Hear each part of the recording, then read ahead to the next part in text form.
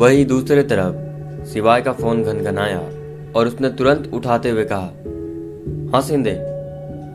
शिंदे की आवाज फोन से दूसरी तरफ से आई, सर भागवत को होश आ गया है। सिवाय ने यह सुनते ही तेजी से जवाब दिया, अच्छा ठीक है मैं आता हूं। सिवाय के चेहरे पर एक नई उम्मीद की चमक आई। भागवत का होश में आना एक महत्वपूर्ण कदम था, क्योंकि भागवत यहाँ का पुराना आदमी था जिसे हर लोकेशन की ठोस खबर थी। इसके पहले जब मानवी को अभिषेक ने किडनैप किया था तो शिंदे और भागवत ने ही मिलकर उसे खोजने का ट्राई किया था। उसने तुरंत नीरज को फोन मिलाया और भागवत के होश में आने की खबर दी। ये सुनकर नीरज खुश होकर बोला, अरे वहां हम हॉस्पिटल आते हैं। सिवाय ने हाँ कहकर फोन कट कर दिया और विक्रम को फोन लगाकर कहा, भागवत को होश आ गया है।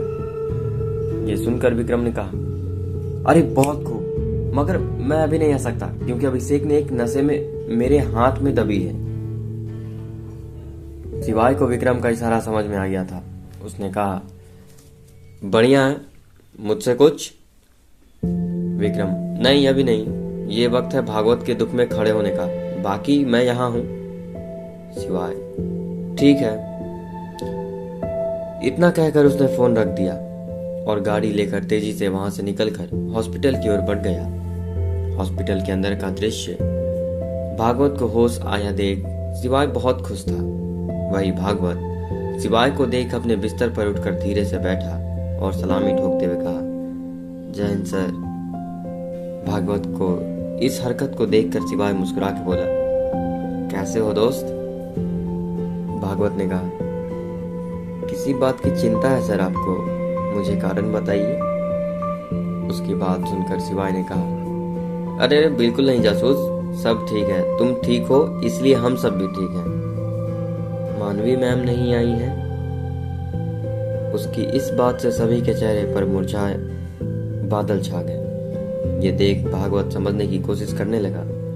उसने सिवाय को देखा और उसके चेहरे पर गहरी चिंता की लकीरें साफ नजर आ रही थी। भागवत ने धीरे से कहा, सिवाय सर क्या हुआ है, आप इतने परेशान क्यों हैं? सिवाय ने भागवत को देखकर राहत की सांस ली, लेकिन उसकी चिंता कम नहीं हुई। उसने भागवत को अब तक हुई सारी घटना के बारे में बताया कि कैसे मानवी को किसी ने अपार्टमेंट से उठा लिया और वे किस प्रकार उसे ढूंढने की कोशिश कर रहे हैं। ये सब कुछ सुनने के बाद भागवत ने अपनी सारी ऊर्जा बटोर कर कहा, सिवाय सर आप अकेले नहीं हो, हम सब आपके साथ हैं। हमें मिलकर ही मानवी मैम को बचाना होगा। ये उसी कमीने अभिषेक की हरकत है। भागवत ने धीमी आवाज में कहा, शुक्रिया भागवत, तुम लोगों का साथ ही मेरी सबसे बड़ी ऊर्जा है और हमारी टीम की स्पिरिट है। बस तुम हमारा सहयोग करो और रेस्ट करो। इतना कह सिवाय ने शिंदे से बात की और उसकी हालत के बारे में विस्तार से जानकारी दी। फिर उसने भागवत को भरोसा दिलाते हुए कहा, चिंता मत करना दोस्त, हम सब मिलकर मानवी का ख्याल रखेंगे। भागवत की आंखों में आंसू थे। उसने कहा, सर मैं अब ठीक हूँ, मुझे भी ले चलिए यहाँ से, मुझे मैडम की बहुत चिंता हो रही है। सिवाय, बिल्कुल नहीं भागवत, तबीयत धीरे धीरे सुधरने दो, मानवी मैम को हम खोज लेंगे, मगर हाँ मुझे तुम्हारा सहयोग की भी जरूरत तो है ही। सिवाय की बात से सहमत होकर भागवत ने अर्जुन को फोन किया और स्थिति की गंभीरता बताई। सिवाय ने अर्जुन को सारी जानकारी दी और उसे सक्रिय कर दिया। अर्जुन ने तुरंत सक्रिय होकर कॉन्फ्रेंस पे पुलिस कमिश्नर को कॉल लगाया और सिवाय की टीम को भी कॉन्फ्रेंस पर जोड़ते हुए कहा, क्या कहते हैं कमिश्नर साहब, दत्ता फैमिली का अंत कर दिया जाए? अर्जुन ने खिसियाइन हंसी हंसते हुए कहा तो कमिश्नर बोले, बात हाथ से निकल गई है। अर्जुन ने बात काटते हुए कहा, वैसे वो मुर्गा मेरा है, इसलिए मैं अपने दुश्मन को अपने तरीके से हलाल करूंगा।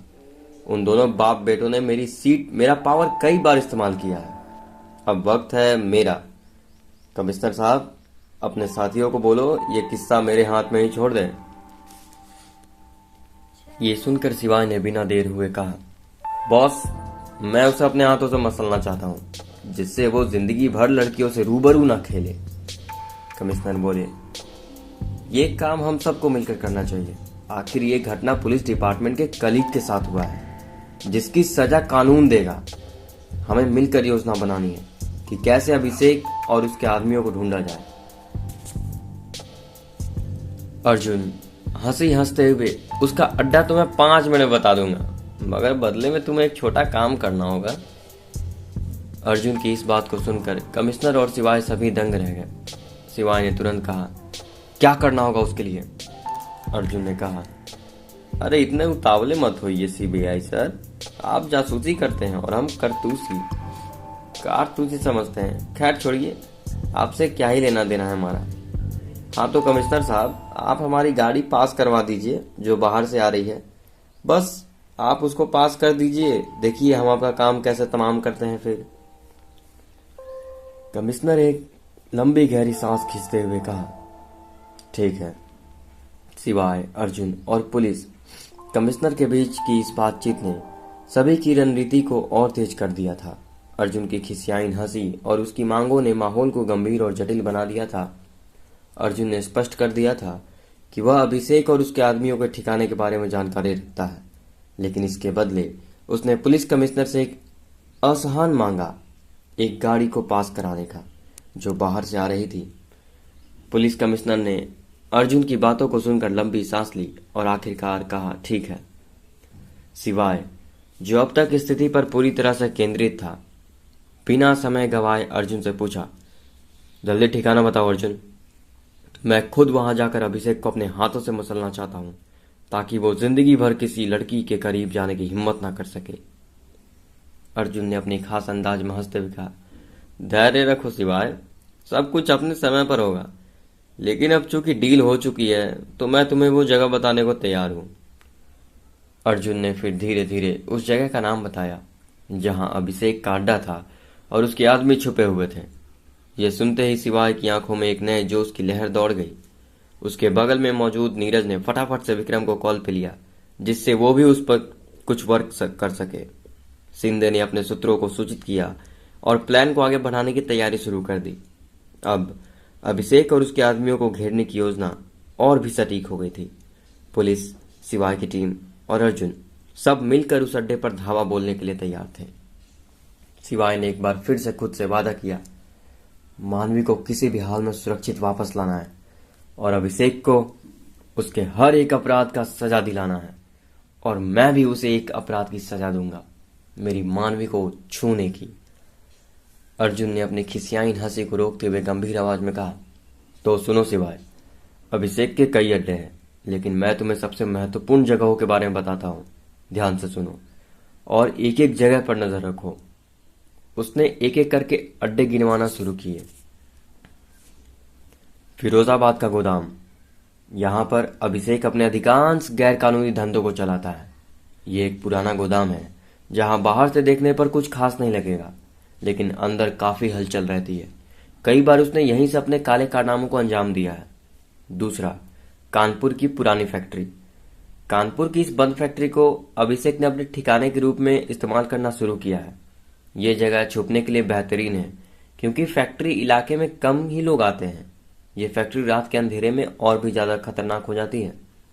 तीसरा, लखनऊ के बाहरी इलाके का फार्म हाउस।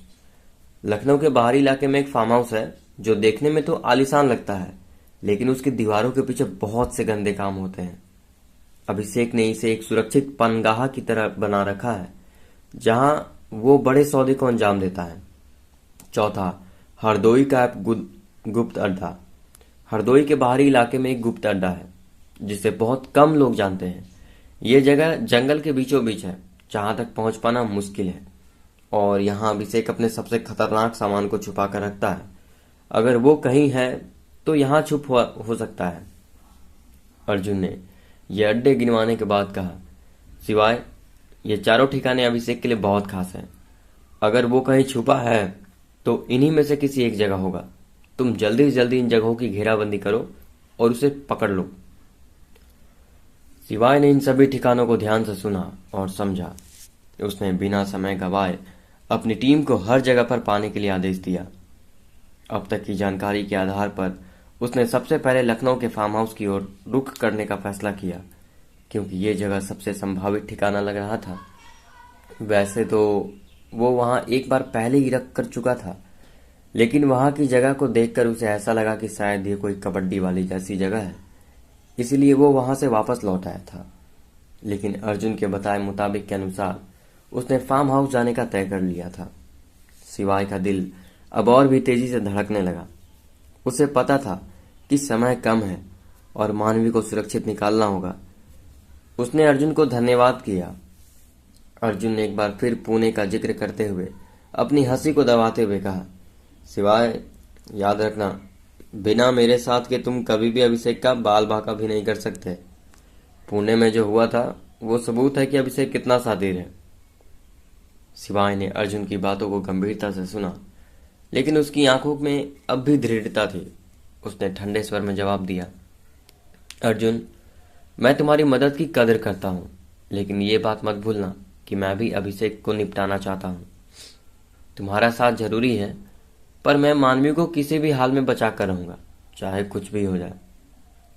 अर्जुन ने इस पर हल्की हंसी के साथ कहा, देखो शिवाय, मेरे पास ऐसे कोई तरीके हैं जो तुमने सोचे भी नहीं होंगे, इसीलिए जब तक मैं तुम्हारे साथ हूं, अभिषेक के हर पैतरे का तोड़ तुम्हारे पास रहेगा। शिवाय ने एक पल के लिए अर्जुन की बातों से सहमत हुआ और फिर कहा, अगर तुमने ये सब कुछ सही ढंग से किया ना, तो मैं तुम्हारा कर्जदार रहूंगा। लेकिन याद रखना अर्जुन, ये लड़ाई सिर्फ अभिषेक के खिलाफ नहीं है, ये उसके पूरे नेटवर्क को खत्म करने की है। उसने ना तो सिर्फ मानवी को मोहरा बनाया, बल्कि ना जाने कितनी लड़कियों को अपना मोहरा बनाया है। अब तक कितनी लड़कियां उसके जाल में फंस चुकी हैं, उन सब का बदला मैं गिन गिन कर लूंगा।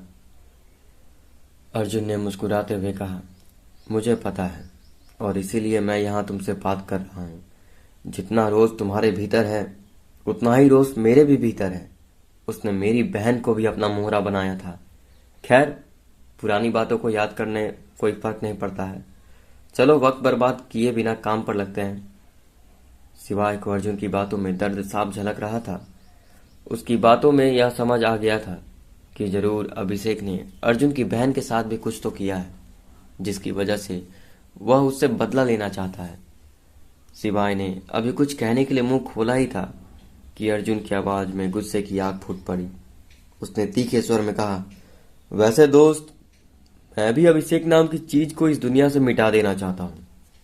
आज तक मैंने खुद को यहां तक इसीलिए खड़ा किया ताकि उसकी कमीने की अभिषेक को सजा दे सकूं।